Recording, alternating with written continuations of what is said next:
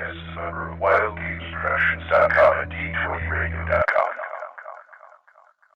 They came from the game table, dice bags in hand. We have one brain that we share between us. To talk about role-playing for all across the land. And you like it. The original, then basic, then one they scoured. Kinda grabs you by the boo-boo, don't it? To bring AD&D to the second power. You want me to put the hammer down?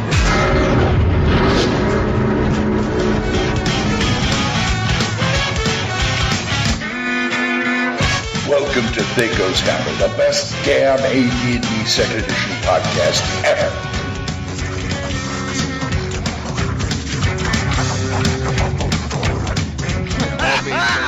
What you did there, I saw it. That was Base, nice. how low can you go? Death row, what a brother, no? Anyway. Once again, back in the credible rhyme animal. Yep. The antenna. Gee, that was so good. I'm the cream of the crop. I rise to the top. I don't need a pig because a pig is a cop. Okay, let's go. Hiya, folks. THACO's Hammer. Episode number 98. I love that intro. I'm going to keep it. DM Glen here, and we also have DM Brian. I'm the one who does the editing, sir, so I'll keep it. Yeah, after fashion. You go ahead. We also have DM Corey, who's got a Labatt's there. Hi, ladies and gentlemen. We're here. We're sober. We're not going anywhere until we've discussed some stuff. Or until you've gotten drunk, one of the two. Or something like that. And we got DM Full-On Gamer right over there in the corner. Greetings, Gamer Nations. Wow. Who let him out of his cage? We Why have are two you windows of full-on. One's from his cell phone, the other one's from his webcam. Oh, there he goes. Okay. Thank you. That was That's a little scary. more for... One is scary enough. Yeah, it's a little more than my brain could handle. So after I've been that... perfecting cloning technology. It's allowed me to stay up this long. Oh, Lord. Ah, that would be perfect. We have one for during the work week and one for Sunday best. Look, I need to get over this traumatic experience, so let's go to Hits and Crits.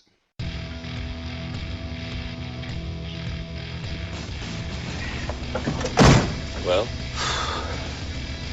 one thought he was invincible, the other thought he could fly. so? They were both wrong. Son of a bitch is dug in like an Alabama tick. You're hit. You're bleeding, man. I ain't got time to bleed. We're sending somebody in to negotiate. Anybody else want to negotiate? Hits and crits. Hits and Crits. What you been up to, Full-On? Haha, Mr. Two-Screen. It has been a wild ride for the while that we've been doing times 12 XP for Star Wars The Old Republic. It's still ongoing for the last few hours of whatever's left in today, so I'll be going back to it after I get done with you guys. And still not sleeping. No, haven't slept since 10 a.m. yesterday. Oh, nice. How about you, Corey? What's up? Had an awesome holiday. We all just got off of Thanksgiving break. Spent it with the fam. What else did I do? Drew. I'm drawing comics. Drawing like a crazy man. Just got my Square. Cool. I can now take credit cards, as you see. I had that little Yay. thing for the touchpad. Those are kind of cool. And just got finished with a whole session of Magic at the house. And Really? that's it. Yeah. I didn't know you played Magic. Yeah, I do. I'm a nerd. I'm a full spectrum nerd. Oh, okay. Spread around the nerdism. That's right. Something like that. How about you, Brian? What's up? Not much. Just been dealing with some family issues over here over the last 2-3 weeks, and trying to get episodes out. I mean, yeah, I know I'm way behind. I'm working on it. I'm trying to get it done, but hopefully I can get caught up very soon. Of course, being done doesn't mean that you're going to get a plethora of new episodes, guys. That just basically means I get them done and I send them to Vince and he puts them out when he feels like it. So this is why I'm not going to. This is why I'm not going to plug any Kickstarters on this show.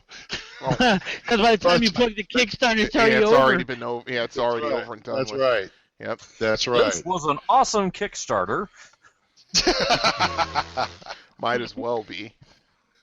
Well, let's see. I also had to deal with some family issues. I had a a family member pass on, and that was like right before Thanksgiving. So, and we had a rather subdued Thanksgiving. On the upside, we actually have a game. Wow, soon in a couple of weeks. I found out today. D&D game, 5th edition. What are you going to do? And I got some cool things in the mail. I bought a set of Heroica for my grandkids. So we're going to have fun with that. And the D&D 4th edition Monster Vault. Yeah, I saw that. I got that on trade I traded some modules for this, and I've got like hundreds and hundreds of tokens in here. This is probably the only thing you're ever going to see that I will buy from 4th edition. Now, did I also see in that big giant vault there that not only do they have token with pictures of the monsters, they also have rings that go around them for conditions like charmed or enraged or something like that? Or bigger. Well, I haven't really dug into them. But the rings, you take a big troll and put the ring. It says, put a large creature token inside this ring to create a huge creature. Oh, they're size change rings. Got it. That's kind of cool. Yeah, and the rings are like silver, and all the frames. It's silver if they're alive. You turn it over, it's red for they're dead. Which me being too lazy to paint miniatures. This is a godsend between me and the ones I've made. And let's see, and that's about the size of it, guys. By the way, one more thing before we get into the emails. Okay. I started a video series called Old Man Grognard, which is on YouTube now. Yeah, shameless plug. And shameless plug, of course. Well, I also got to plug the email, oldmangrognard@gmail.com, because it's still empty. So I know you're listening, Kojo. Yeah, so let's get into emails. Okay, let's see. I want to 1, 2, 3, 4, 5th one down. What, the Brian farting one? Really? That was a technical thing, dude. Stop that. Come on, let's do some. All right. Let's see. Well, it seems our man Freddy is trying to take Kojo's spot. He's running close. He's getting close. He's got I'd say about a good 10 or 11. I'd say 10 to 12. 15 emails, yeah. Oh, yeah. He's up to 15. Yeah. So I'll read one by him. I'll read the latest one. Okay. All right. And he says, just heard about Glenn's character dying when he wasn't there. He said he demands to be parked in town if he can't make the session. 2 things wrong with this. First, what if the character is not near town at the end of the session? What if they're trapped in a dungeon? Does he walk to town by himself? Why no random monsters? Is it then safer to walk home by yourself instead of with the whole party? Being able just to wiggle jazz hands and say you're back at town safe and sounds just screams metagaming. Second, what's stopping... And what's wrong with jazz hands? Oh, God. Yeah, no, right? Second, what's stopping the player from deliberately not coming to a session because he knows it's going to be particularly deadly? Crap, 3 things. Because homie don't play that here. That's exactly. Why. He bust out the sock with a brick in it. Yeah. 3 things. Third, what if that one PC is needed for the rest of the party? Let's say the PC in question is the healer. You're then penalizing all the other PCs for showing up, and that is systematically unfair. The player who didn't show up gets a pat on the back, and the players who managed to show up get a stick in the mud. No bueno. Okay. Okay, Freddie, let me unload on you a little. Number 1, that's a good question, something I want to take up with my DM, because apparently I'm going to be doing a little one-on-one with him about walking back to town, because we are in the middle of a dungeon when we get together. Actually, I don't have to do that anymore, so it's a moot point. But if it happens, and my question is, look, other people have parked their characters, and I don't think they were always in a dungeon. So why are you doing this for me? So I don't understand that either. So I will ask him. Maybe it was a situation where the other characters were in a space where they could get back to town easy. I don't know. Secondly, I don't do that kind of stuff. I want to play. I want my character to live or die. I just don't want by my own hand. So I'm not going to do it. What was the third one about? what if my character's important to the scenario? Well, I trust my DM to discuss that with me beforehand. Or fudge it. Which he will. Yeah, or fudge it. Or he could fudge it. Yeah, because, there are just some days that's where true. you just can't get to the game for whatever reason. Yeah. So, but yeah. My whole thing is that, if my party is small enough, I'll run the character. That's happened in Hammers of the Duchy. I don't have a problem with that. If it's like, say, more than 6 people, I'm sorry, but, it's a game. It doesn't require that much of a suspension of disbelief that, everything just completely gets lost if because Bob can't make it because he's sick, and his character doesn't get XP for that session, I don't mind not getting XP if I wasn't there. Right. I just got the thing about me being the person to decide whether he lives or dies. No, exactly. Through my decisions or my foolishness or whatever. Mm-hmm. Fred, let me go ahead. And this is also because, like, the last 2 times I had somebody else ran the character, they died, and this was characters I made for, like, I played like 1 session or a half a session, and I couldn't be there. Somebody took it, they died. I'd barely gotten started with that character. Right. That was kind of a torque to me. Right. Anyway, what were you saying, Corey? I was just going to draw some knowledge on FD as far as how I DM and when I'm running and how I run it at my table. First of all, as a DM, I know that things are going to happen. If I have somebody in my party who I know has a wife that is not a fan of D&D, why do you got to go to your friends every 2 weeks? Stuff like that. Or you got a guy who works weird schedules, he can't make it. I'll purposely put a room in the dungeon with a huge, thick, safe, lockable door. Guess what that room is? Campsite. So what happens is they'll play from that room until they get to the next quote-unquote safe room at the end of the night's adventure. It's a panic room. So essentially they're like, okay, we've gone through this part of the dungeon. Hey, look, we found another room with a giant iron door with 3 locks on it. Let's throw everybody in there. Quick, everybody who's currently not at the table right now, quote-unquote, go get their characters and escort them to the room. Boom, they're now safe in that room. So Dave can't show up next Sunday because his daughter has a ballet recital. Cool, Dave's character's sitting in that room, guarding that room where all the extra treasure, all the extra weapon stuff is, all that stuff. If they're outside in the wilderness, put them at the campsite with the horses. No, and the fire. True. And the fire. Okay, so... Well, what about random encounters? Is it safe? Sure, okay, roll some random encounters on the side as your DM. Oh, look, he would have had a random encounter. As soon as you talk to Dave again, before the whole session starts, give him a 10-minute solo thing about him at the campsite. Okay. So, and third thing, do I penalize the rest of the party? What I'll do is if they need that cleric in the party for that night, I'll contact the person because we're all friends. We're not strangers. We're not acquaintances. This isn't Gen Con. You're not sitting at a table with a bunch of people you just met 5 minutes ago. I'll call Dave and say, Dave, listen, I'm playing your cleric because the party needs you because they're fighting a 5-headed Hydra at level 3. Yeah. You know what I mean? I'll tell him I'm using his character. And I personally will make it so that he does not die. Or if he thinks he's going to die, he's running. Yeah. Corey, remember when you couldn't make it that 1 week and I took your character over? What did I do? Kicked a whole lot of butt? Well, no. Before all that. Yeah. You told me that you were going to do it. Yeah, you contacted me and said you're doing it. Yeah. Right. And what happened? He was pretty cool and did a whole lot of bad-ass stuff. Didn't roll under 15 for the whole session. There you go.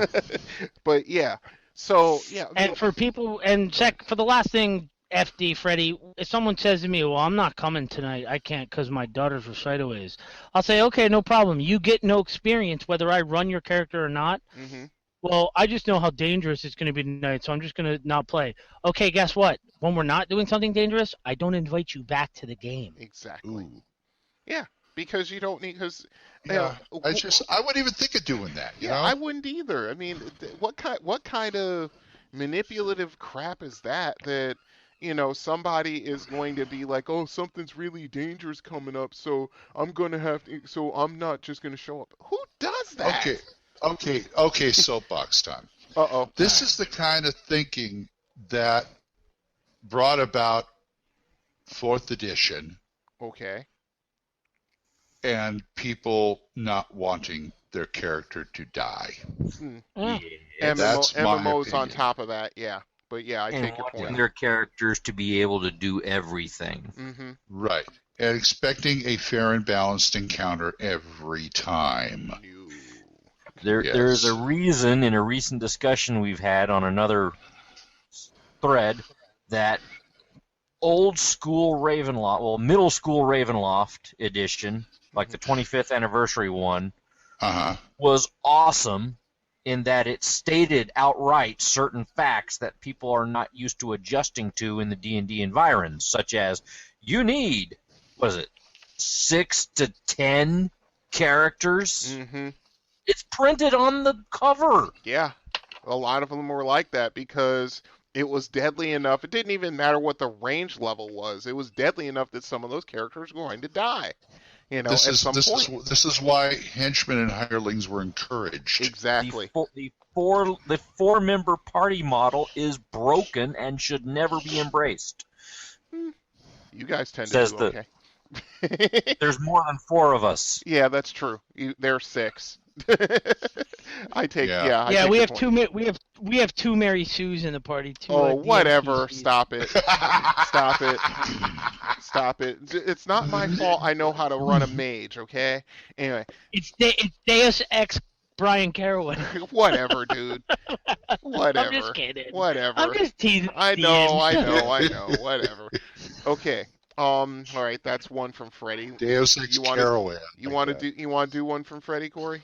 Yeah, I'll do one from Freddie. Jeez, he did fill up this thing. Yes, I just looked he down, did. scroll down. All right, so here's another one from Freddie This is Pickle. Davis Hammer, also known as the Freddy Show. Yeah, it's turning into that. What we should do is wait till it piles up and just have him and Kojo on and let him read their own emails. That we would can be all funny.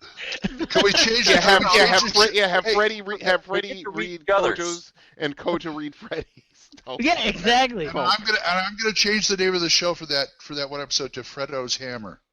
Nice. Nice. Okay. All right, so Freddie Pickle says, how do you guys do weather? Not just like weather is going on, snow, rain, wind, but the specific effects. Specifically, I'm looking for the heat effects and possible heat damage. I've looked through the tables in the 1E Wilderness Survival Guide, and you can tell Kim Mohan is from Wisconsin. You start taking heat effects at 65 degrees Fahrenheit unless unarmored. Yeah. You begin taking damage at 80 degrees Fahrenheit. You start taking damage when it's perfect outside? Give me a break. Stop. The rules are... Wait a second. Yes. Stop, Corey. Yes. I got to address this.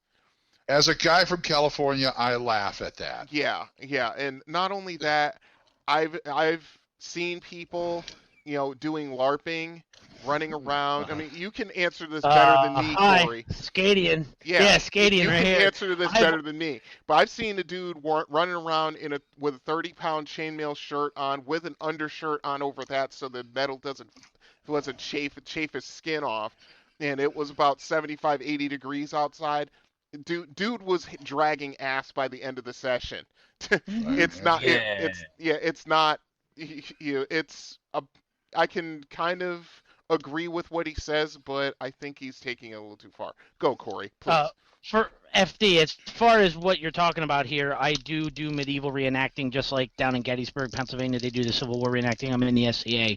I've worn 75 pounds of leather and steel and chain, including a metal steel helmet of 10-gauge steel, in 70-degree weather, and I've seen 3 people drop from heat exhaustion. Yes. I believe it. 70-degree heat, 70 degrees Fahrenheit is not just 70 degrees. You're thinking in T-shirts and shorts or long sleeves and jeans. You throw 75 pounds of gear plus a backpack, because we're D&D characters now, 75 pounds of gear plus a backpack plus water skins plus food rations plus 50 foot of freaking rope. And you're encased in metal.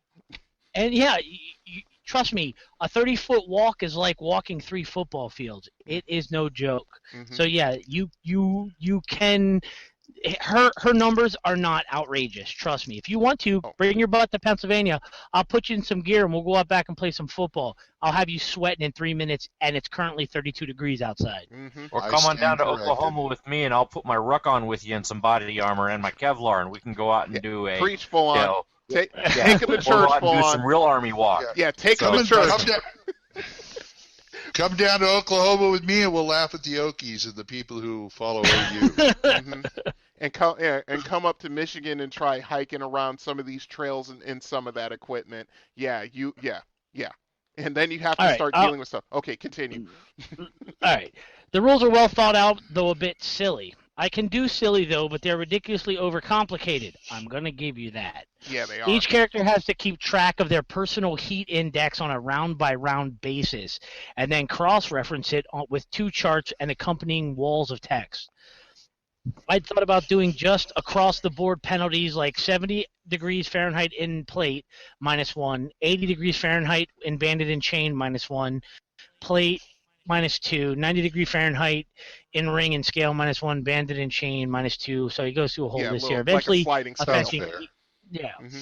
In my campaign, I have weather charted out for a full year. We're currently in the high summer, and we're experiencing temps between 95 and 105, so I want something realistic, but not as insanely complicated. Also, what about wind? How fast does wind need to be in the negatives to miss missile combat? Well, if you're Melee downwind combat? at Corey, That's true. Mhm. Spell, he says, how fast does a wind need to be to do negatives to missile combat? How about melee combat? How about spell casting? What about cold damage and effects? Snow, rain. Like I said, there's rules for all this wilderness survival guide, but they're all needlessly complicated. I want something fun, easy to use, and fairly realistic. Okay. Anybody want Combat to and touch tactics those? terrain chapters. There you go. That's exactly where I was going, full on. Well, We're on the same Going page. where? I originally Combat started with the tactics. Wilderness Adventure guides and the Dungeoneer Survival guides, and the way to use those is not all in. Yeah, no. You're I not agree. going to encounter everything at once. It is needlessly and complicated if you're trying to track everything at once. It gives you a way to go all the way into the weeds on any particular weather subject or condition subject if you need to, just to answer that one question further, that one detail further if you need to, but you don't have to go all the way in. You can broad stroke things and just kind of get the main surface understanding. This is what they went back to when they went into the combat and tactics chapters on terrain and environment and all that. So you can split the difference between the two, use one, use the other. It only needs to go into the weeds if your circumstances are so exacting that you need to answer in the weeds. And this is me saying this because I love going in the weeds, but not if it's going to turn into 25 hours of dice rolling just to determine and know, chart consultation. chart consultation for average wind speed index, heat advisory, and the average impact speed of the wind-borne grain seeds in a hurricane. This is as bad as balancing an encounter in the rules cyclopedia. Or weapon mastery. Or, trying to just to throw a normal hit in Champions. Oh, but Oh, budding! Yeah, sucker punch. Well, let's just go down. Let's just break down what he's asking about. All right. Okay. So the first thing was weather for full year. No, sorry. What about wind? Yeah. How What fast about does wind wind? need to Okay, do? let's start with wind. Yeah. Okay. In order to affect archery, Fawn, you could probably attest to this, doing long range shooting with rifles and things like that. But usually the wind, I think anything over 15 miles an hour in a particular direction, my whole thing is I don't think about that because I'm not going to care that much. I'm caring more about the only time weather really ever plays a serious factor is if the party's stupid enough to go out in the middle of winter when there's 3 feet of snow on the ground and they've got to trudge through it to get from point A to point B, and they get jumped by Brian, whatever. Winter is coming. Yeah. Oh, God. Oh. Well, yeah, winter's been coming for like the getting last 3 fat. years. Anyway, but if they go out into a torrential downpour instead of seeking shelter like any smart Pete travelers would do, or anything like that, if they decide to slog it out and they get into combat, then I'll start assigning penalties.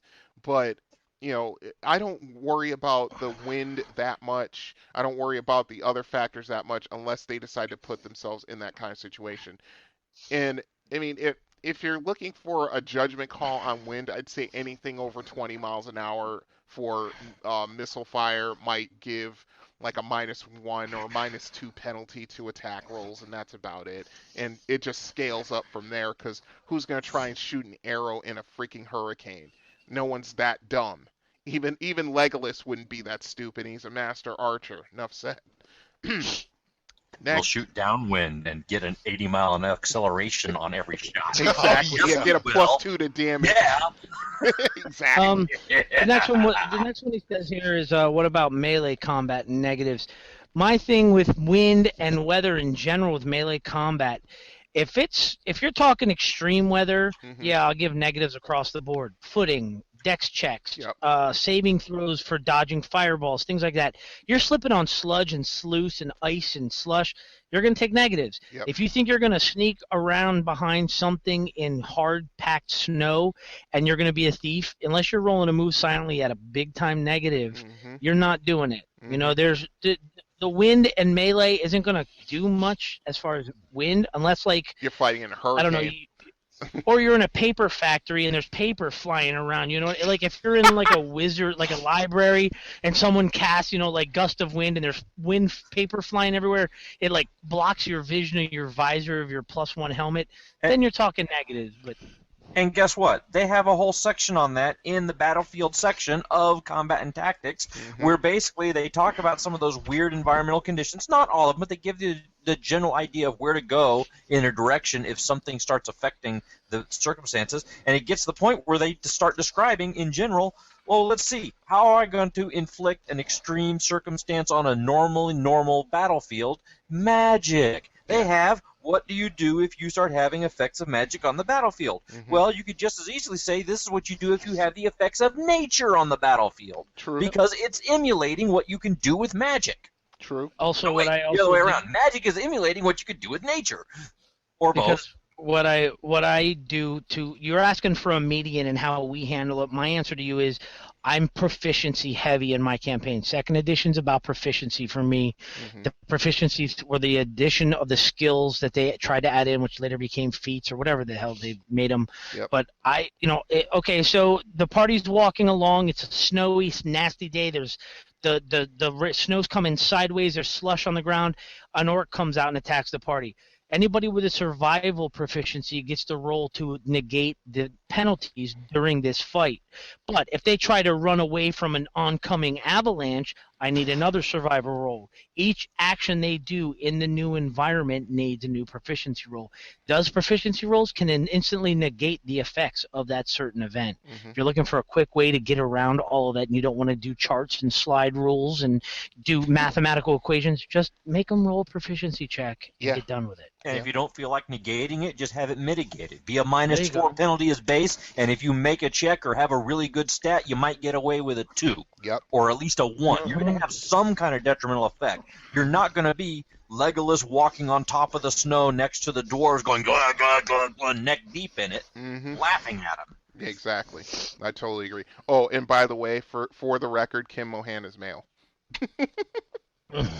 Sorry. All right. I remember. No, only reason why I said that because I remember the article he wrote in Dragon Magazine saying, "Yeah, I'm a guy." As far as heat index, what I'll do is with the heat, I'll do essentially the same thing: survival check, armor roll against an armor proficiency check. Have them do some proficiency checks to see if they can handle it. Right. I know, for example, with my banded mail that I have upstairs that I've worn on the battlefield, I know 3 buckles that I can undo while still wearing my armor effectively, which lowers my temperature about 5 degrees. Yeah, because you're able to vent your body heat. Right. There's ways to get it. Parboiling yourself. That's because I didn't pick this armor off a battlefield or off a dead orc and went, we'll identify this later when we get in the thing. I'm going to wear it now.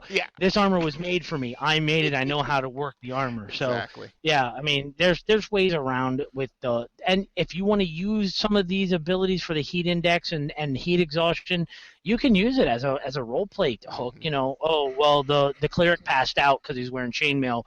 We got to get him in shade, get him water. Now we got to look for somewhere cool to get him to. Hey, it's part of the adventure. Or if you really want to try to do 26 miles a day while you're at 10,000 feet. Yeah, exactly. Good luck with that. And thank you, Jacko.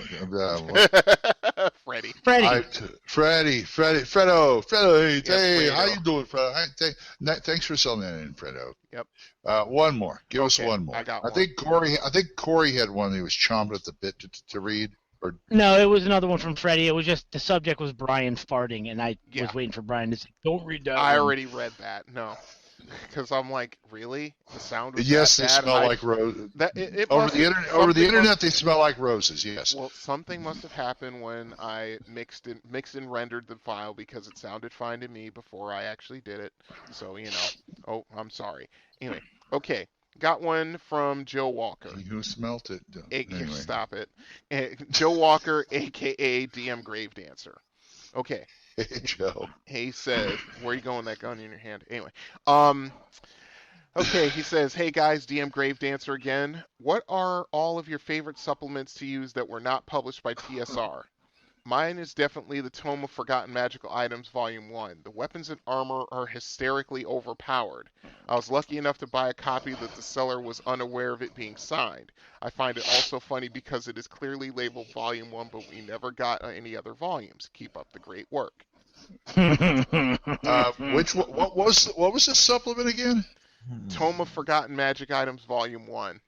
Never heard of it, never seen it. Nope. Yeah. I'll have to run a search on that because I'm curious. But let's see. Not published by TSR. Let's see.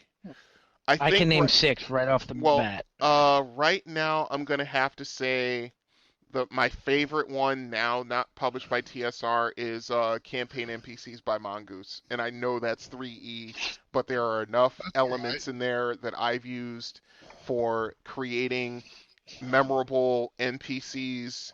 Going from, different, body markings or types or scars or whatever to names. I mean, they've got names from almost every society. I mean, they've got freaking Welsh names, Scottish names, Irish names, French, Japanese. I mean, just down the line. So if you wanted to create an NPC and you could just do it with, like, say, 10, maybe 12 dice rolls. I love that supplement just for that reason. That's me. Okay. Corey, go on. I will go. There's so many. I just have so many. I don't want to pick just one. It's hard, isn't it?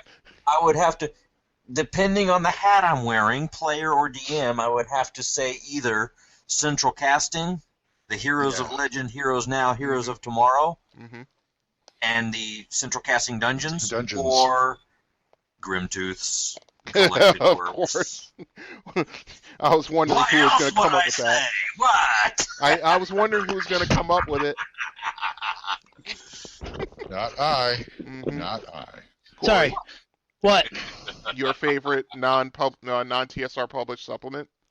I had to go grab them because we got video I can show you guys. All right, the first one that I've had since the early 80s. It's from 1984, the first printing that I have here. It's called the Arcanum. Oh, yeah, I remember that. That was an integral part of the Evil campaign that I played in the 90s.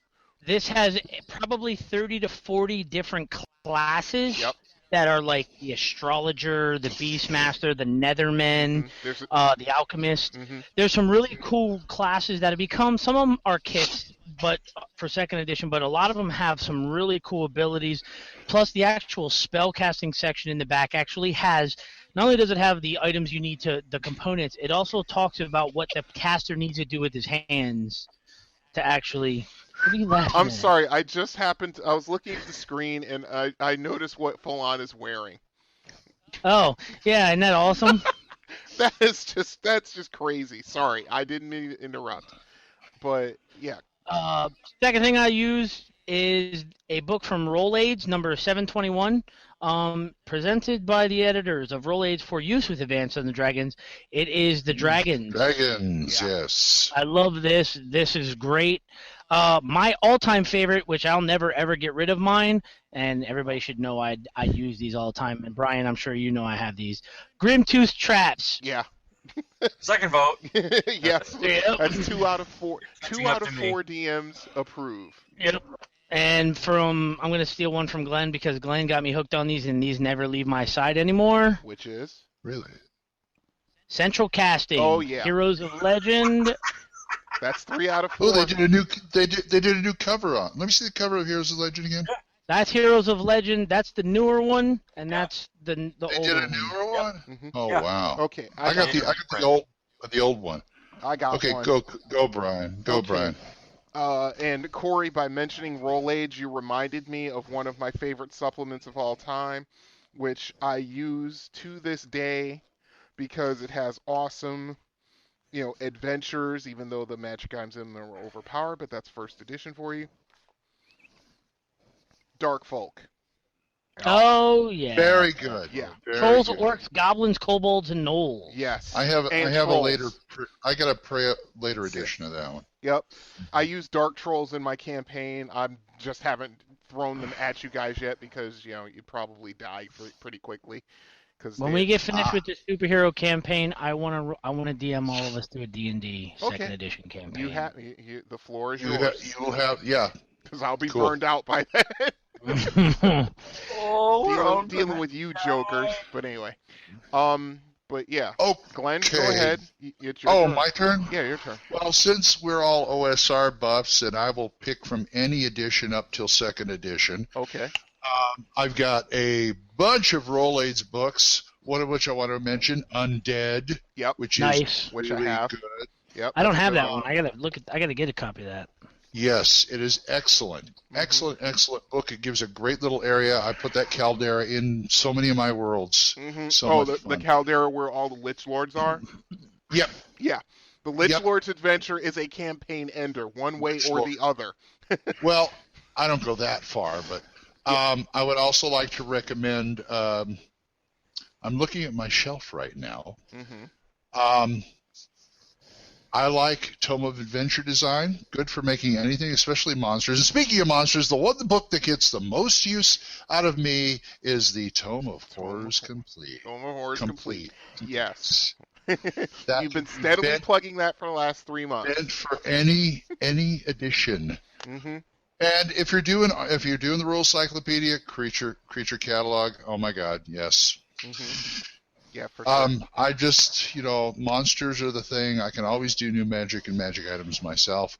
Although, Tim, I hear there's some there. I've got, Fantastic Treasures from Roll Aids also. Mm-hmm. And an interesting book. I've never seen anybody have it except me. It's called A Portal to Adventure by Roll Aids. It is like a hodgepodge. Oh, I have that.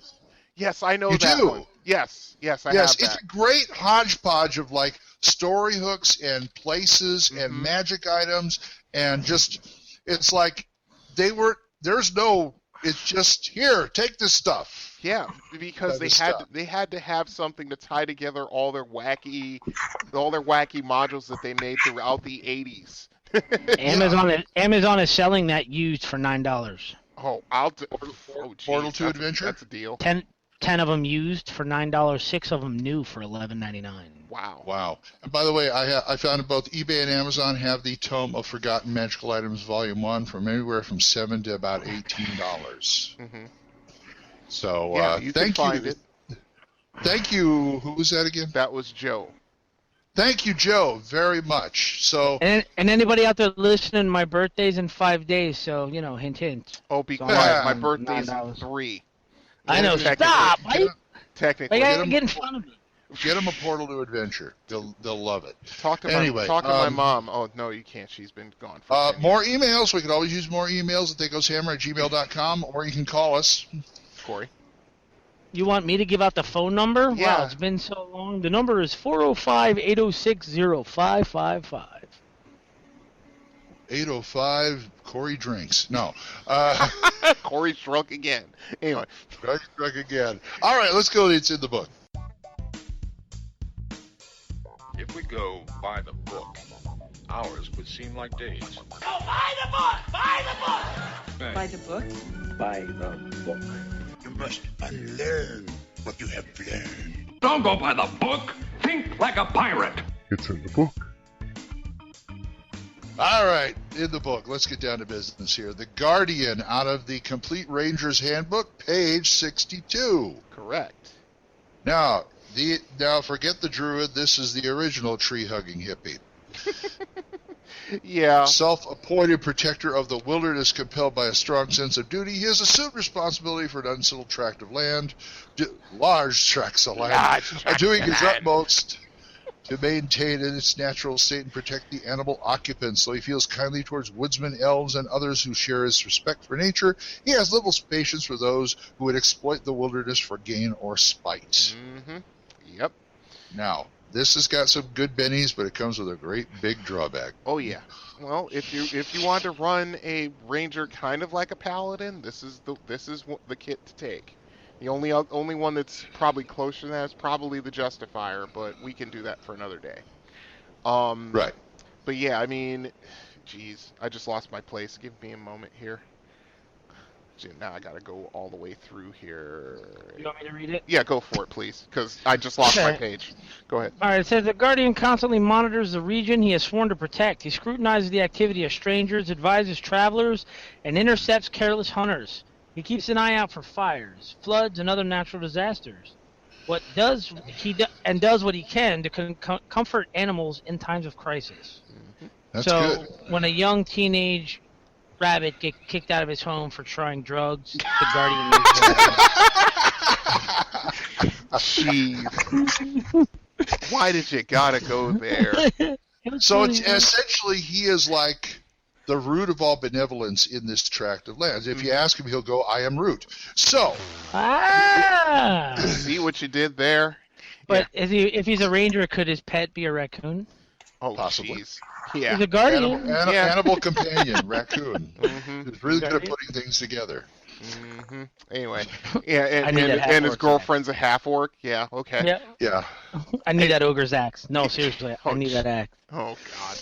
Anyway, domain? Their domain. All Guardians have a specific region that they protect. The DM should establish the boundaries of a Guardian's domain at the beginning of his career. There are no fixed rules for assigning domains, but in general, a first-level Guardian's domain shouldn't exceed a few square miles. That makes sense. The domain expands by several square miles each time the Guardian increases in level. By 5th level, the Guardian's domain might encompass a region about 20 to 25 miles across. By 15th level or higher, the domain might comprise an area of a small country. So, let's see Liechtenstein, something like that. I have a little land. Someday I hope to build on it. Something like that. Older people will get that. I don't. So, okay. So Batman's a level 15 Guardian. Yeah. Yeah. Gotham. Yeah, Gotham's his region. Yeah, pretty much. What level is Gandalf? Where did I see? Oh, never mind. Now I'm going to get the 6th level wizard. Bombadil's a guardian. Mm-hmm. Who? Tom Bombadil? Did you say? Bombadil. Yeah. Okay. And of course, Treebeard. Yep. Treebeard.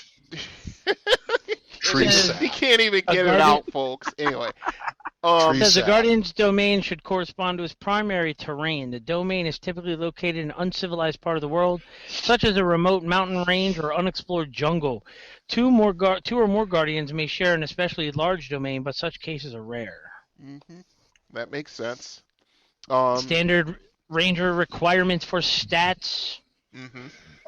Primary terrain is forest, hill, jungle, mountain, or plain. Mm-hmm. Hey, can we extend that to the seas? Yeah. Yeah, sure. Aquaman! No, that's what is it? What's that kit name? Or the shockingly erotic. That's a pharaoh. Sonic superhero. No. There's one for C, but I forget what it is. Does he have 6 fingers? No. That's a druid. Come on now. Okay. Let's see. His role. Guardian operates of his own volition, having no official sanction or title. He carries out his custodial duties as he sees fit, taking whatever steps he deems necessary to protect his domain. Despite his independence, he usually maintains a good working relationship with officials of bordering lands. The relationship benefits both parties. The Guardian notifies the officials of approaching armies or other potential threats, while the officials may provide help for problems the Guardian can't handle alone. Adventuring party! This is... Yeah, true. Who would take the word of an ranger from the wild? Apparently He's somebody would. one of them rangers from the north. Yeah, exactly. Though many governments would jump at the chance to have such able warriors in their employ, Guardians resist all such offers. Who can't talk? Yeah, I can't talk. This guy right here. And steadfastly maintain their autonomy. An adventuring party entering a Guardian's domain has a good chance of encountering the Guardian himself, of course. A Guardian would usually agree to guide a party through his domain and, presuming the party's intentions are compatible with the Guardian's philosophy, assist them in their efforts. Although a Guardian is reluctant to leave his domain, he may do so if presented with a compelling reason, such as the ravaging of a pristine wilderness or a threat to the ecology in another land. So let's see. I'm trying to come up with a good analogy for the Guardian, and I'm having a little. You know what? What? I'm thinking this is a nice kit and all, but it's almost like you write NPC on their forehead. Yeah, I'm thinking so too, because because we didn't get to the big downside. Yeah. All right. Let's get to the bonuses and the drawbacks. Okay. Let's see. Followers. Guardian acquires at least one human or demi-human follower at some point in his career. There are no other restrictions or recommendations. That makes sense. Okay, Herc. Yeah, exactly. Come on, you're still riding up Strider. Yeah. Before you decide. One elf check. Got it. Exactly. Special benefits. Bonus sphere. Guardian has minor access to the protection sphere. Did they misspell that? Minor? Yes, they did. Minor. Yeah, so they can dig for gold. So dig for their protection sphere. Anyway, bonus spells. A Guardian can cast certain spells within the boundaries of his domain. These are detect evil 3 times a day, bless and commune with nature once per week each. I like that. Let's see. Revive plants. This ability enables the Guardian to revitalize any type of natural plant suffering from drought, disease, insect infestation, or other forms of non-magical trauma. Dead plants can't be affected, nor can the Guardian invigorate plants beyond their normal limits. If, for instance, a Guardian can't cause an apple tree to blossom in the winter, of course. The process takes 8 hours. Oh, that'd be fun. Yeah, wouldn't it? The process requires 8 hours and can affect a square area whose sides are 10 yards times the Guardian's level. So that's 50 by 50 for a 5th level Guardian. The Guardian can only use this ability once per month. Okay. Go ahead. Special hindrances. If a Guardian leaves his domain for any length of time, he must make arrangements for someone else to assume his duties. He may hire a caretaker or assign temporary custody of his domain to a human or demi-human follower. That's not so bad so far. There are no fixed penalties for a Guardian who fails to do this. However, should a Guardian abandon his responsibility for more than a few days, the gods may deny him use of the special benefits associated with his kit. If he's absent for longer periods, say a few weeks, the gods may also deny him use of all spells. The Guardian recovers use of his special benefits and spells as soon as he returns to his domain. That's why it's an NPC. That's why I keep thinking of NPCs. It can be doable as a player character. Yeah, but, only if the adventures are in his domain. Or if he, I see certain hard-ass or sadistic DMs making them find somebody to watch the place every time they go out. Mm-hmm. Did you call for me? Say what? What? He said sadistic. Oh. Oh. He said sadistic DMs. Well, at least you admit it. You admit it. But yeah, like I said, it's a cool kit, but yeah, I think it's more suited for NPCs. Okay, full on. What is it? Yeah, speak. Nothing. I was just listening and enjoying. I could see the benefits of this as an NPC or as a PC class. I'd want to be a little bit more liberal in the not locking you onto a specific piece of real estate from X to Y to the tree to the rock to the river.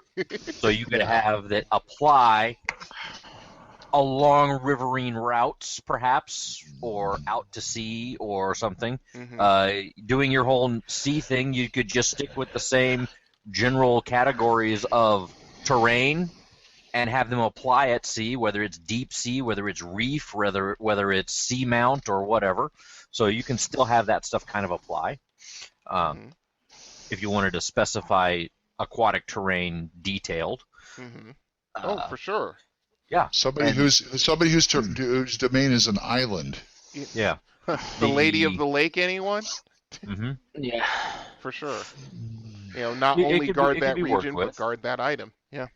And we've seen literary examples of these guardian people. You got about 15 of them in any Tolkien book. Yeah, for sure. Yeah.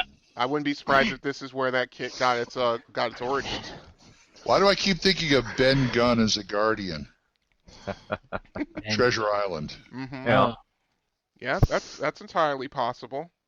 I was thinking more like he's a Tolkien, like that big werewolf guy. The big werebear? The bear? Yeah, the werebear. Oh, he's cool. Skin shifter. Okay. Yeah. Yeah, sure. Skin changer. He's cool. one. Tom's one. The friggin' moldy wizard in the north is one. Radagast. Radagast is one. Gandalf was one. His whole thing was the Shire and the pipeweed until he got out in the world. Yeah. So, yeah, there's bunches of them in example. Yep.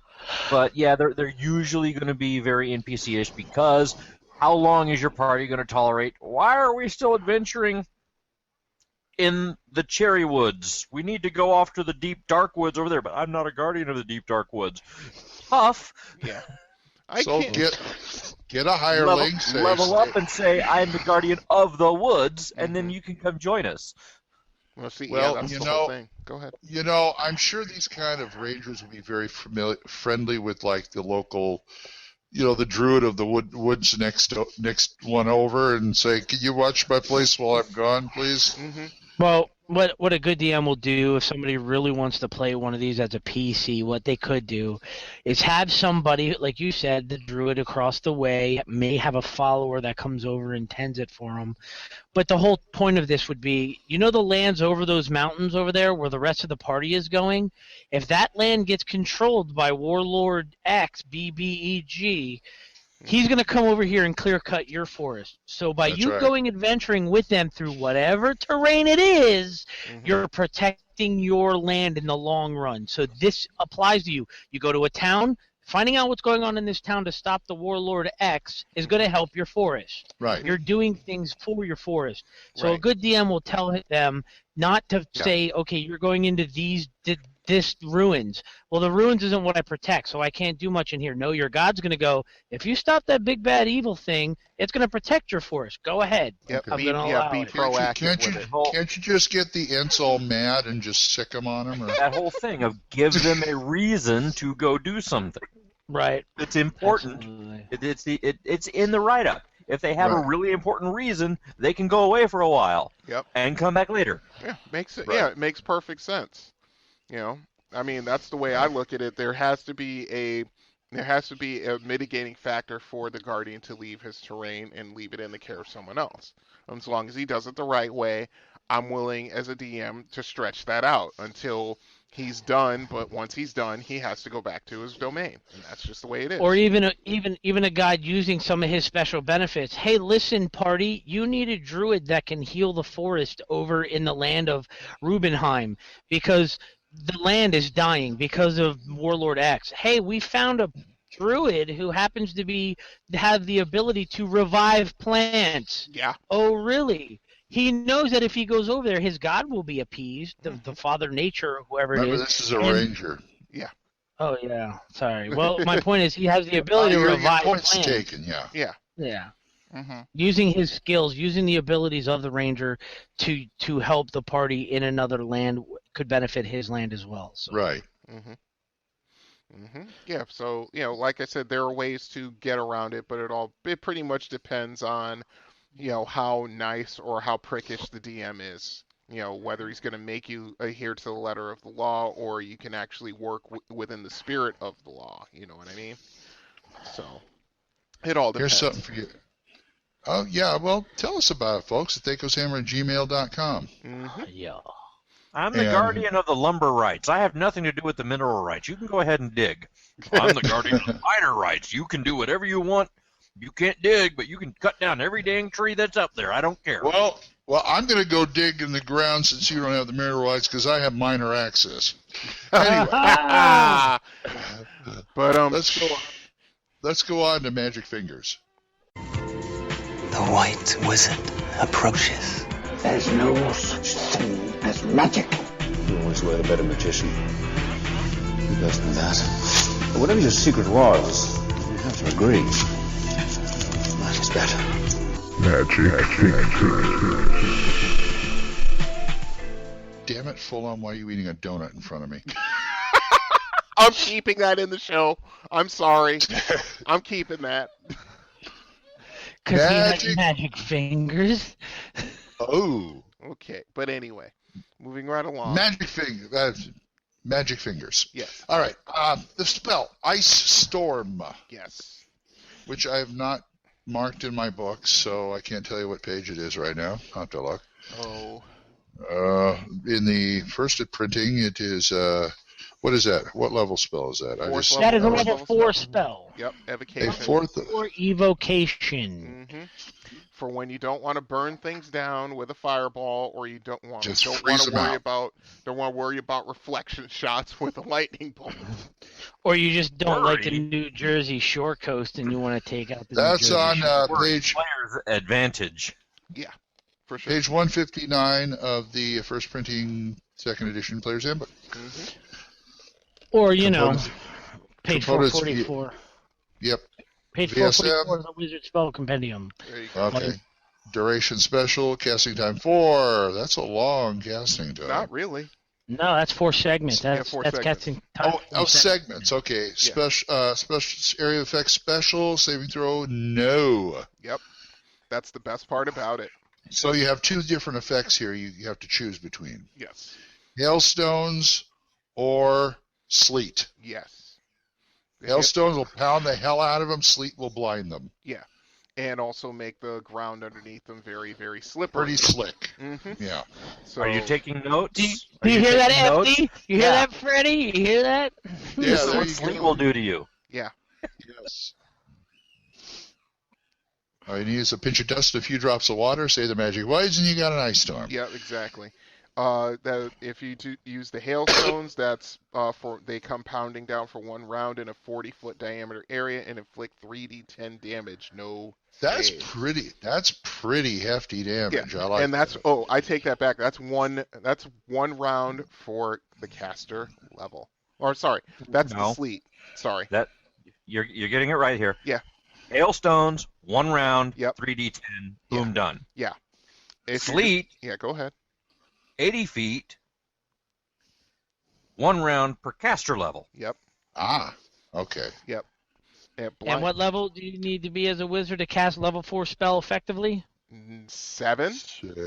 So you're talking 7 rounds of sleet. Yes. Yes. Oh. Blinding creatures within the area of the area for the duration of the spell and cause. So if you want to just beat the hell out of them, use the rocks. If you want to just so they can't sleep and watch them laugh as they slip all over the place, use the sleep. Yep. Because the ground becomes icy, slowing movement by 50%. Yes. And giving a 50% chance of slipping and falling. And it negates the heat metal spell. Yes. Let me ask you a question. Yes. I want to ask your opinion of you and Full-On and Glenn as DMs. Okay. This hail is magic. Mm-hmm. Yeah. The sleet is magic. Yes. Yeah. Okay, the hail comes from the sky. Yes. Right? Okay. So it's created, it's summoned, it's an evocation spell. Correct. Would you allow this cast underground? Yes. Oh hell Without yes. a doubt.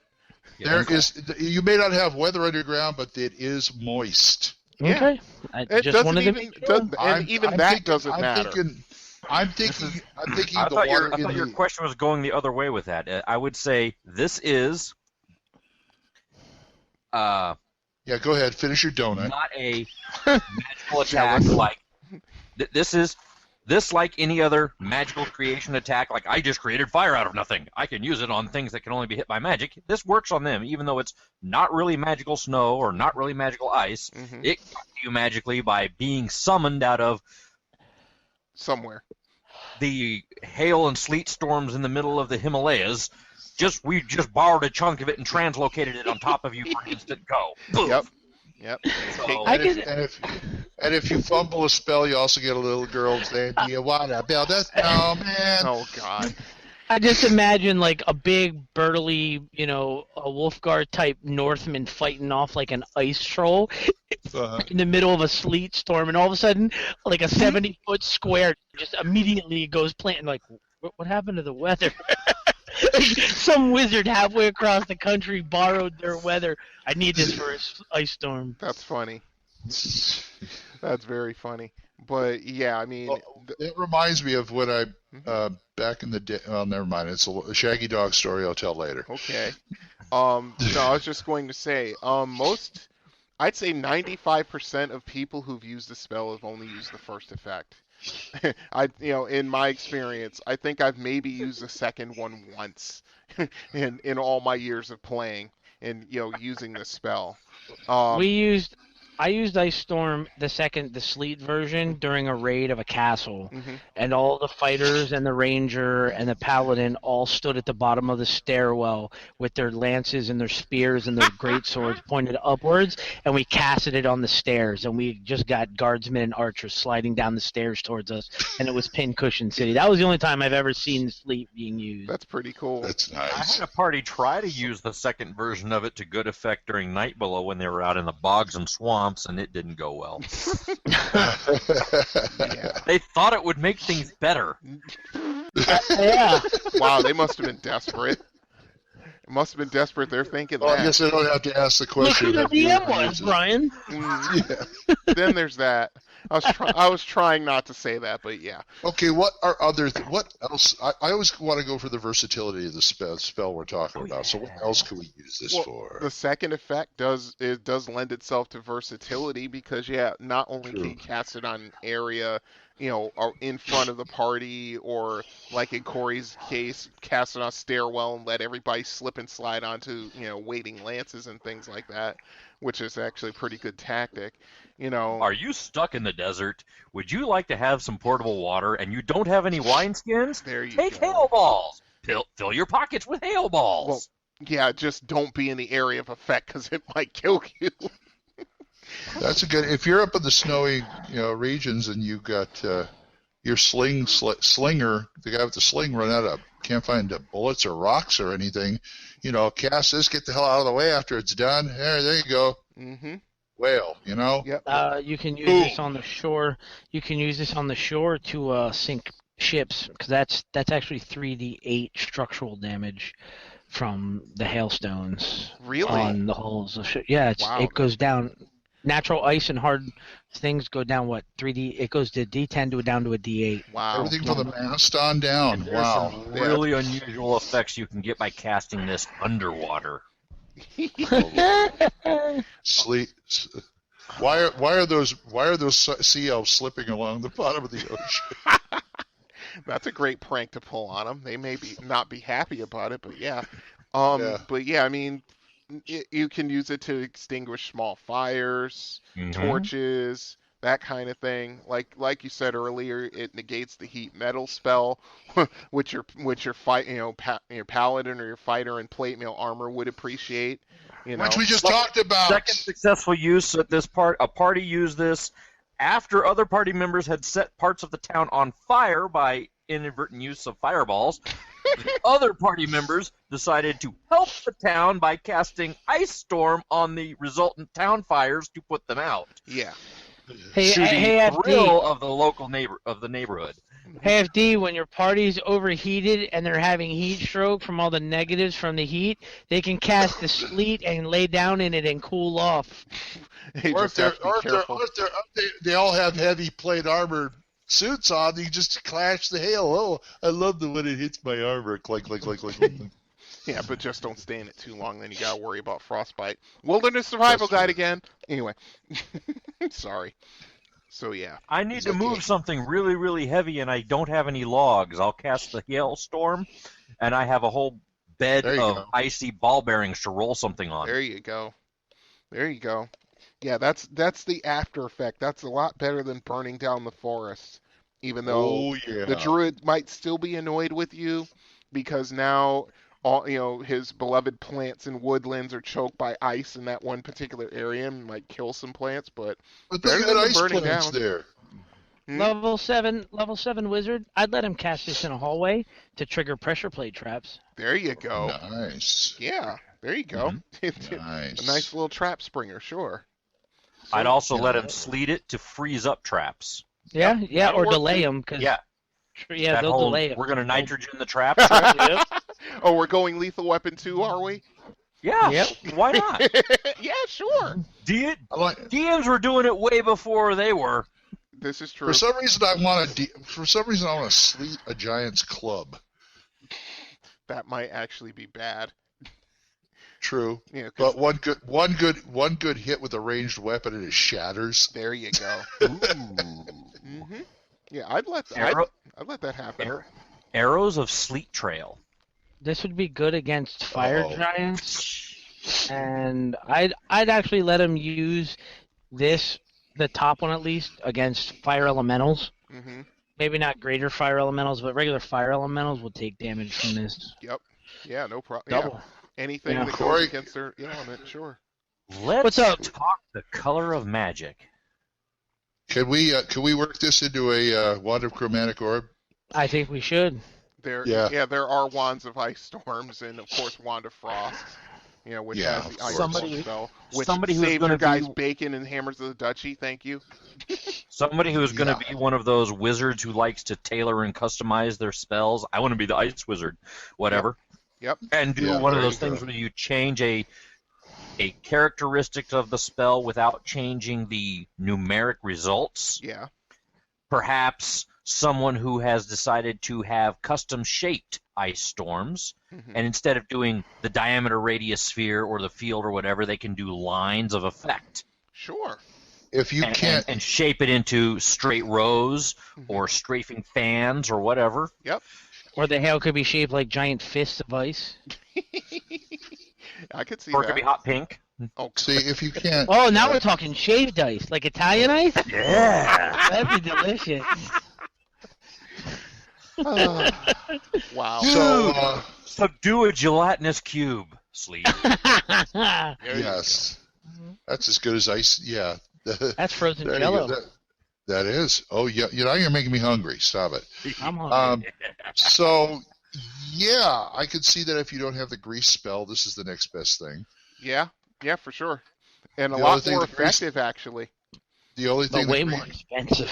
Well, the only thing the grease spell has going for it over that is the fact that it's flammable. Yeah. Yeah. If your DM allows it, because that's a judgment call. But sure, it I is. don't see why. Anyway, go ahead. I think we gave you guys more than enough to think DMs about. around this table set them on fire. Damn it. There you go. Yep. So tell us about it. THACOshammer@gmail.com. And now we are on to a snipe hunt.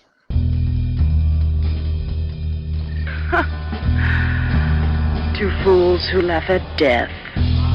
Do you know what horrors lie beyond that wall? No. Then you go first. This world's divided into two kinds of people, the hunter and the hunted. Luckily, I'm a hunter. Nothing can ever change that. If it bleeds, we can kill it. I'll swallow your soul! Come get some. Time for a snipe. Okay, snipe hunt. Big bad black dragon. Yep. Monstrous Manual, page 65. Deja vu. All over Deja Day. Yep. Never had it happen before. No. Yeah. Oh, this is a big guy. He's 30-foot base. Yep. Base. Yeah, base. That's gigantic category, by the way. It is. Yep. Chaotic evil, of course. Yep. Average intelligence, which I was surprised at. Yeah. I thought it'd have a higher intelligence than that. But that's okay. They do. They have higher intelligence than white dragons. Yes, exactly. There you go. Exactly. Yeah, their base hit They're dice actually is 12. one of the smaller of the dragons too. Mm-hmm. Yeah, they're middle of the road, really. I think it goes red, blue, black. No, red, blue, green, black, white. So they're like just one step up from whites, but even so, they're still tough. I mean, base 12. And now, 12 hit dice. That's juvenile. Remember that. It can go up to, I think, how many hit dice? I think the maximum is like 8. No, not 18. Like 19, maybe 20. So yeah, with accompanying THACOs. Go ahead. Yeah, the breath weapon. It starts at 2d4 plus 1, which is not really that bad. Yeah, well, that's, really. Yeah, for a hatchling, sure. For the first age 1 dragon, a youngling. Yeah, straight out of the egg. So base for juveniles 8d4 plus 4, which is pretty significant, especially if you break your saving throw. Then your magic items start having to make saving throws, which is unfortunate. That's a bad thing. And that let's see. Base armor class is 1, which is fairly tough. Let's see. Their breath weapon, of course, a 5-foot wide stream of acid that extends 60 feet out in a straight line from the dragon's head. All creatures caught in the stream must save versus breath weapon or take half damage. If you fail your saving throw, So this is where I drive I capture the trolls and drive them in front of me. They'd run away. They know what a black dragon is. They'd run because they know they would die. There's no regenerating. Now that they have a mage with a wand of fireballs pointing at their back.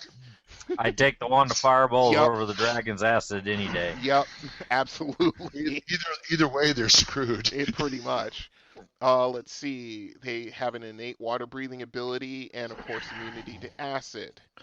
They also have additional powers, which are at their hit dice is their level. So a juvenile can cast darkness 3 times a day in a 10-foot radius per age category. So that's 40-foot radius, darkness around. The one good news, the one good thing about the black dragon is it's not as you think as your regular dragon. These dragons suck for casters. Yeah. A juvenile dragon at level 4, age category of 4, only is a level 1 wizard. Yeah. The highest they can go is level 9. To 9 first level spells. That's it. Yep. And they can't do priests at all. No, they cannot. But remember, those first level spells are what? They're 12th level ability starting at juvenile level. So, they end up casting a maxed out magic missile like right there if that's what they want to do. Let's see. At adult level, they can corrupt water once a day. For every category, age category they attain, it's 10 cubic feet of water, making it become still, foul, inert, and unable to support life. And why do they have that ability? Because they can destroy where potions. Their habitat? Where's their habitat? In the swamps. Yep. Correct.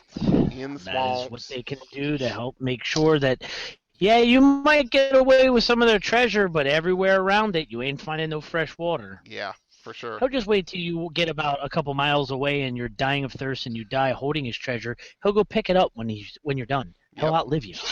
Yes, they certainly do. At the old category, they get plant growth once a day. At venerable, they can summon insects. Let's understand something. Summon insects can be... That's not an annoyance, folks. That spell can be hell on an adventuring party. Which one? Summon insects. Oh yeah, and we're talking. Oh yeah, I found that out firsthand with some of the casters I've seen in parties. Yeah, DM, take more notes. Yeah, go ahead. They're environmental hazard. For sure. Let's see. At Great Worm, they can charm reptiles, so they can actually have giant crocodiles guarding their lair or things of that nature. So not only lizard man and other reptile-based critter. And they don't even have to charm the living men. All I have to do is charm their leader. That's all they gotta do. What I do like about them is they just in the Monsters Manual, they talk about that the black dragon is especially fond of coins, not gems, not magic items, gold coins. So if you walk up with a wagon full of coins and say, hey, you see that sword that last dragon hunter dropped? You want to trade? You're going to want the coins over that magical sword. So, as long as you can get away with it, he might just eat you. He just might say, screw it, I'm going to eat you and keep the coins myself. Yep. And as far as that goes, they are like goats. They eat anything, but they prefer what? They prefer a few things like fish, mollusks, adventurers, and these are the bull sharks. These are the bull sharks of dragon kind. Mm-hmm. Well, I would say bull sharks mix with alligators because, as he was talking about the food, they also hunt for red meat, but they like to pickle it by letting it lie in ponds within their lair for days before they drag you down, stick you under a log, roll you around a little bit, tenderize you. Now, that might actually be a really, really generous DM. A really generous DM may allow you to get away with this being a way to survive a badly handled encounter with a black dragon. If they fly off with a few party members and they stick them in a pond, not necessarily under a pond, just they won't let you out of the pond. You're going to get trench foot, rot foot, jungle rot, whatever. You're going to be that person totally like 3-day pickled in the swamp up to your neck before the rest of the party catches up with you to try to rescue you. That's what you get. That's when you get the old dragon hunters in the swamp and the shacks. Yeah, they got like the scar, they got the one eye, and they got the shriveled hands. Yeah, I know which one you're talking about. Yeah, I can just see lower level adventurers going into a swamp, not actually attacking the dragon, but talking to the local guides to find out where it hides its food, because that level 7 paladin that came with the magic armor and sword, he's under the pond tenderizing right now. If we can pull him up, loot his body, we got us some magic items. So let's talk to the locals to find out where this dragon likes to stick his food. The inventiveness of murder hobos knows no bounds. No kidding. It is.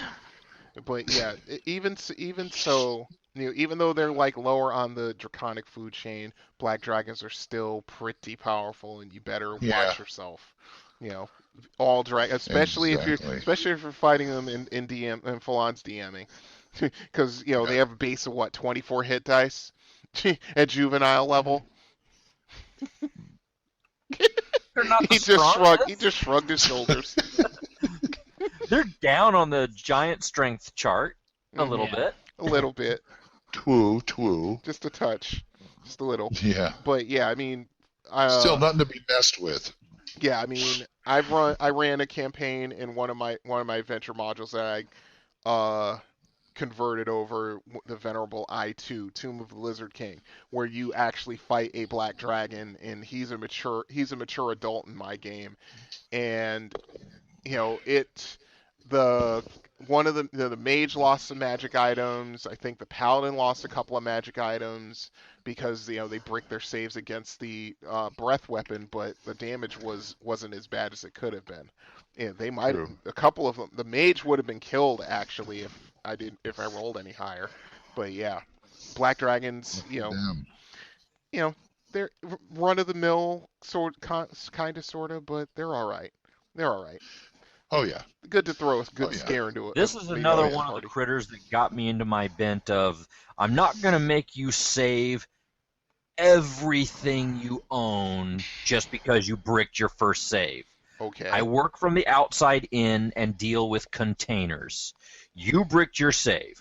Your backpack needs to save. If it makes it save, I'm not going to check for everything in the backpack. Okay, fair enough.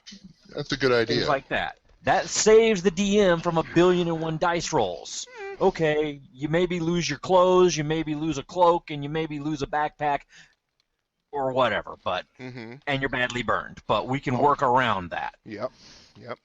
Right. So Black Dragons, page 65, Monstrous Manual. Tell us about it. THACO's Hammer, gmail.com. Hi, Onyx.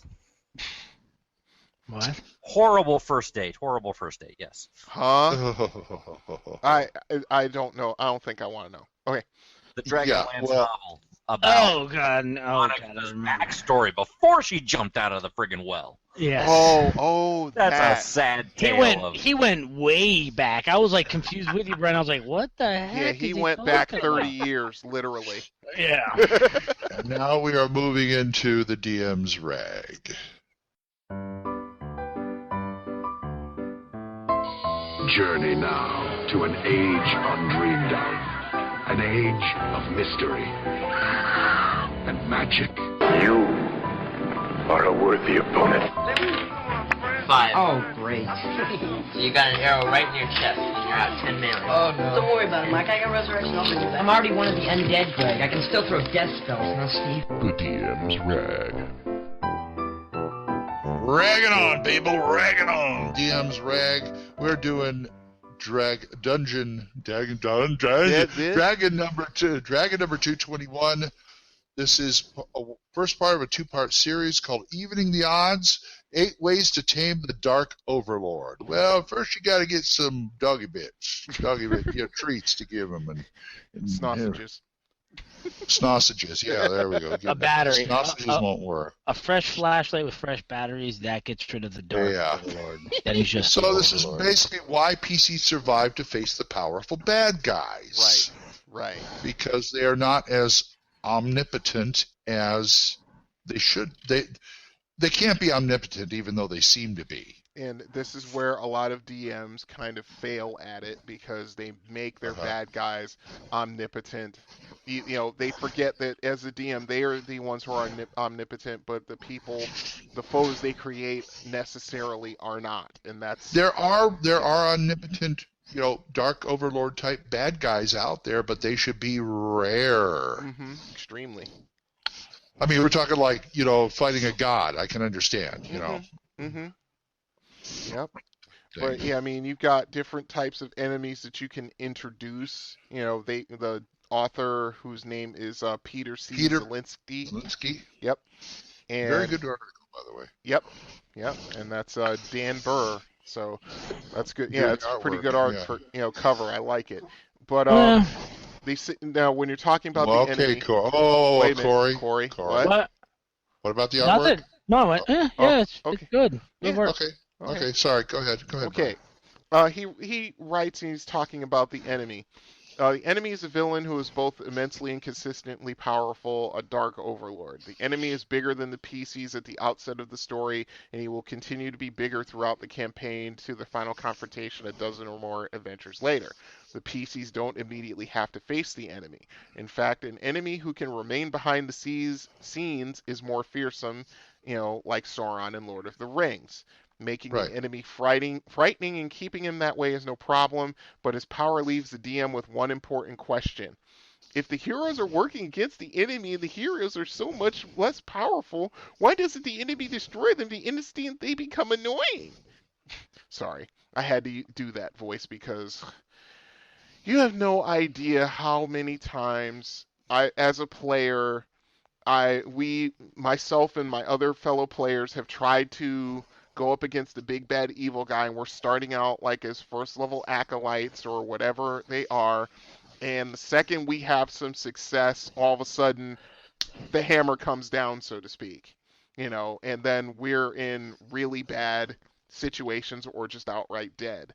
So what the author suggests... No, Scotty, no, Scotty, you can't shoot him. You can't shoot. I got a gun right here. Yeah. Let me shoot him, Dad. Oh God, that's right. Yeah, I remember that. Oh God, I've had that happen too, and it's frustrating as hell. The author of this article suggests he comes up with 8 scenarios as to why the enemy doesn't crush the players when they become annoying, and he gives a little synopsis for each one. We won't go into it full boat, but I think we can kind of extrapolate just from each bullet point. The first one, ignorance. The enemy doesn't know about the heroes yet, even though the heroes are working to defeat him. And the enemy's attention is elsewhere, so they may not be unaware. He might not be aware that the PCs are gunning for him. And he even says this is the most straightforward device, but it's also the most fragile. Because at some point he will discover the PCs and figure out what they're trying to do to him, and then he'll act accordingly. So unless we've covered our tracks and blamed others sufficiently. Exactly. Or just, and it goes on from here. Okay, infamy. The PCs aren't the only one fighting the enemy. In fact, the enemy is widely despised by other adventurers or who have launched their own crusades against him, and possibly by other villains who plot his downfall so they can take his place. So, in other words, the PCs are part of a mass of people trying to take down the enemy. You know, and so maybe he can't deal with the players who are averaging like 4th level, and even though he's they're a thorn in his side, but he's got to deal with this party of 12th level PCs who are trying to storm his castle or something like that. So so he might have bigger fish to fry. Third one, which is covertness. The enemy knows the PC's actions and goals, but he doesn't know where they are and can only guess where they will strike next. Star Wars Rebellion, anyone? Yeah. That's pretty much the whole thing about the Empire. If they knew where the rebellion was, they would send everything they have and stomp them flat, but they never can figure it out. That's the whole point of the rebellion. Yeah, exactly. Either that or they escape by the skin of their teeth. Empire Strikes Back, anyone? Yeah. So the PCs are guerrillas, and they're just, I almost said in the mist. I almost said it. Oh my God, where did that come from? So they're basically coming in, striking at a spot, and just fading away, and the enemy can't find them. Of course, with the advent of magical items and scrying devices and things like that, there's a possibility that the enemy may have such a thing. But if he does, that basically means the PCs can't hide for long anywhere. If he has a crystal ball or anything like that, or the PCs have a way to counter the scrying, then non-detection, buddy. Yeah. I thought a Palantir was standard issue for these kind of cards. God, yeah, for sure. But yeah, that's the whole thing. If he doesn't have something like that, then he's got to rely on spies and hearsay, and of course that means that the PCs can actually use that to their advantage if they're smart enough. So, okay, that's that one. The fourth one, the master plan. This basically means he's so focused on what he's trying to accomplish, godlike power, world domination, whatever it is, that he doesn't see the small bits. Exactly. And that's the other thing about the Empire, using the Star Wars reference, is that that was the other part of it. It was a combination of covertness and the Emperor just having this overarching plan to try and consolidate his power for once and for all, and that's kind of what did him in. Okay. Why can't I have a pit of boulets with wands of wonder strapped to their heads? Wow. Jeez. We can use ill-tempered Lacrocia. Mm-hmm. Yeah, there you go. I like that. Are they ill-tempered? Yeah. Yes, sir. They're very ill-tempered. Excellent number 2. Yeah, for sure.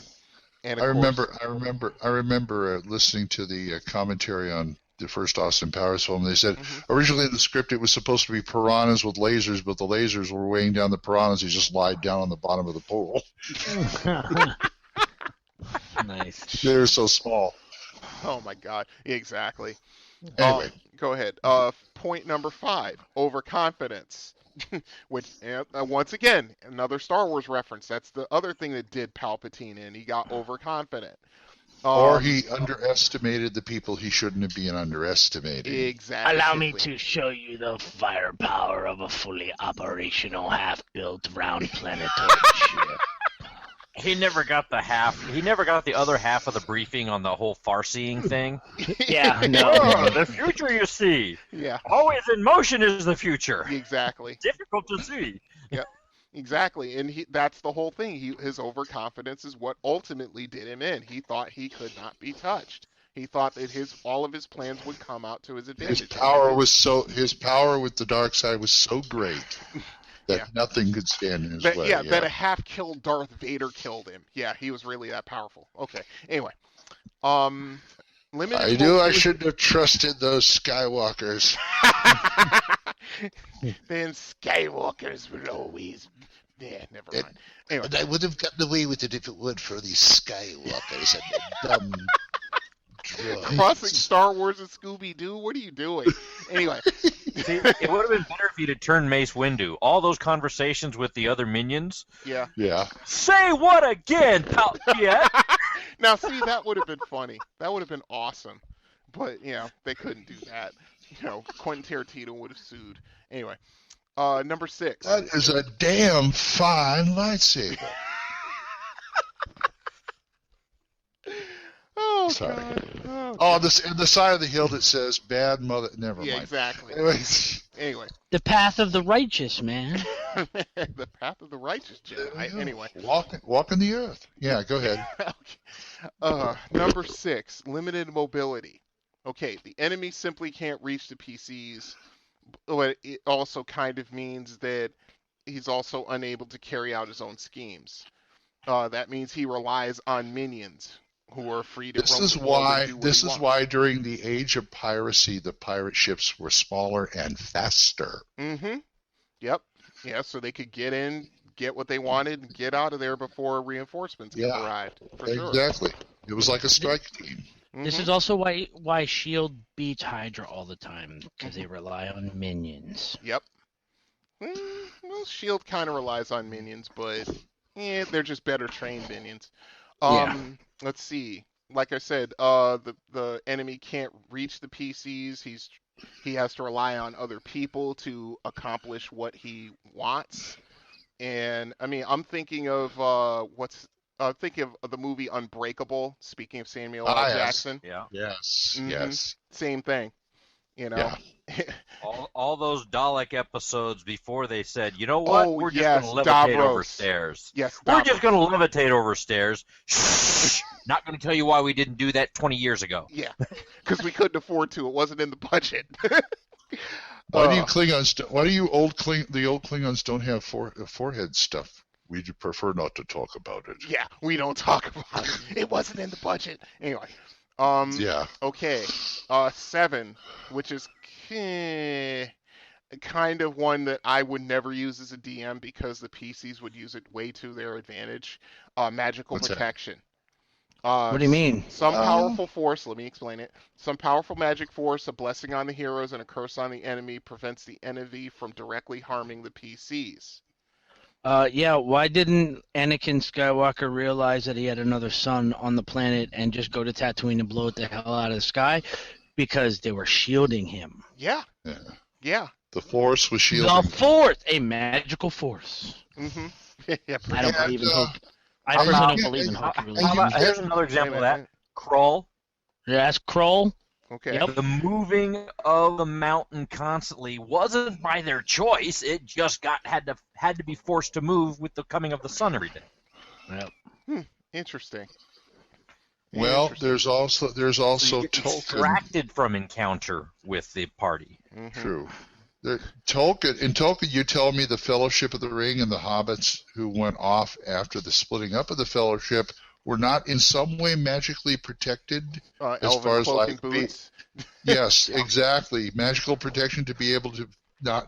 Sauron didn't know where they were. Right. Yeah, I can. Yeah. As long as they were smart enough to put the damn ring on. Yeah. And his minions again captured the wrong hobbits. Yep. Yeah. Yeah. Merrin and Pip. True. But they didn't know that at the time, and that's a fortunate thing. Yeah, that's what I mean. Breakdown in communication. That's another thing. Mm-hmm. Yep. I mean, the whole. Go ahead. Stardust. Oh, yes. God, I can barely remember that. So many examples of things like that going on. Mm-hmm. Like that one curse that the one witch put on the other witch, that even if the star was right in front of you, you would not see it, you would not hear it, you would not know it was even there. Mm-hmm. Okay. Not even knowing that it was already there. Okay. Yeah. Yeah, I can agree with that. Yeah, but Would you? Go ahead. Here's how magical protection. I keep thinking of the movie The Shadow. Mm-hmm. Clouded minds. Hey, where'd that building come from?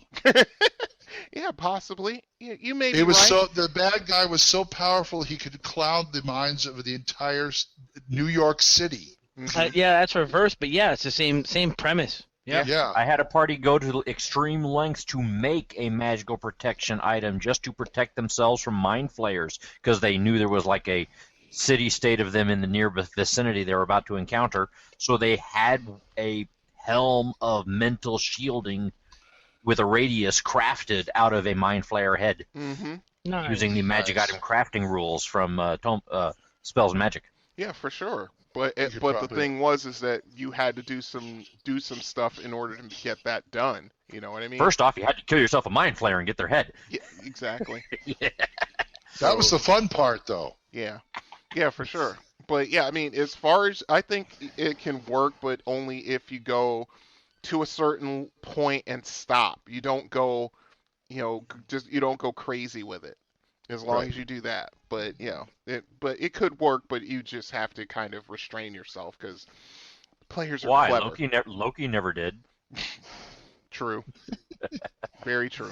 And the last point, capture, which is the last chance for a PC to are defeated by the enemy or his forces, but instead of killing them, the enemy takes them prisoner.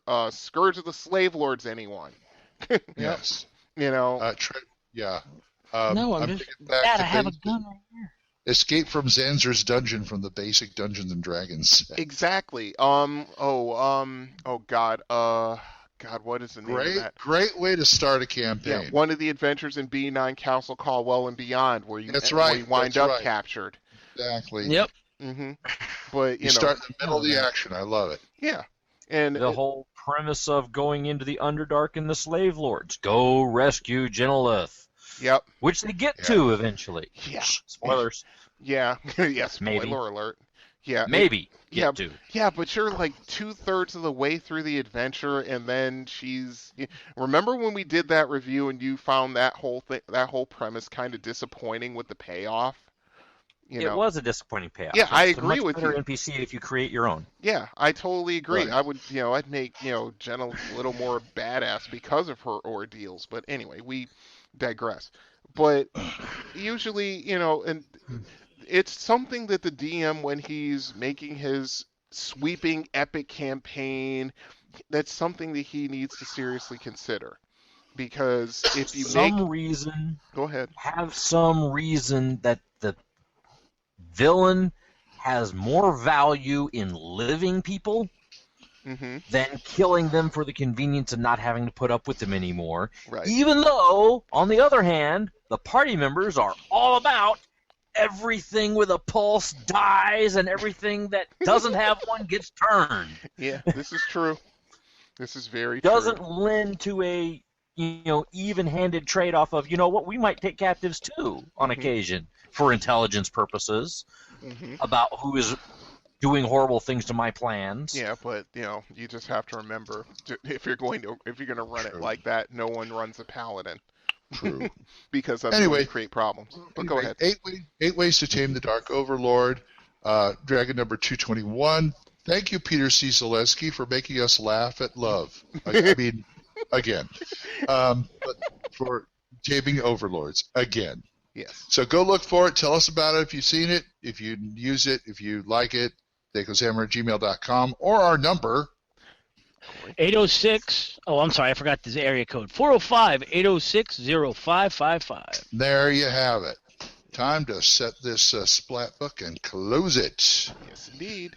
Yes, indeed you do. I hope you guys learned a lot of stuff for episode 98, which we've never done before. Sarcasm does not become you, Glenn. Sure does. It fits me like a well-fit suit. I was going to say something else, but never mind. Go ahead. Well, go ahead and say goodbye then, Brian. And remember, folks, just because the big, bad, evil guy has a lot of power, that doesn't mean that he knows everything. Otherwise, he would become a god, and that's a whole nother set of problems. Corey? DM Corey's pro tip of the week: Black Dragons can't cast Ice Storm. True. Exactly. And Mr. Fullham. Can't cast Acid Arrow either. I will see the party again once you present me 1 million gold pieces. 10 million gold pieces. Oh, it's crazy around here. And I'm DM Glenn saying I'll see you next time when the hammer comes down on THACO's Hammer. Bye-bye. I'm going to break my desk one of these days. Yeah, be careful. All right, 36 hours. 36 hours. You're a crazy man. And I must continue gaming with what's left of it. And now go. What are they spending? THACO's Hammer theme is provided by the Diablo Swing Orchestra. You'll find them on Jamendo.com. All other additional music for this episode was provided by Kevin MacLeod. You'll find more of his music on Incompetech.com. Be sure to visit our website at thacoshammer.info. If you have any questions or comments, email us at thacoshammer@gmail.com. Remember, that's an O, not a 0. You can also find us on the Second Edition forums at osrgaming.org and at purpleworm.org. Or give us a call and leave us a voicemail at 405-806-0555. See you next time when the hammer comes down on THACO's Hammer.